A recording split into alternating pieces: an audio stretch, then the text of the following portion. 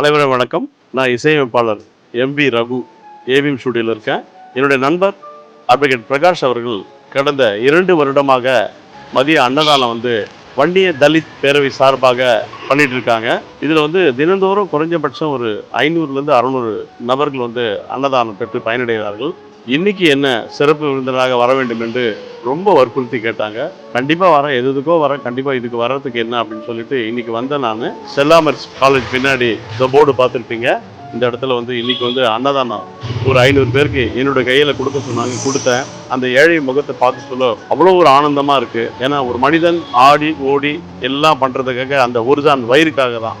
தானத்திலே சிறந்தது அன்னதானம் என்று பெரியவங்க சொல்லுவாங்க.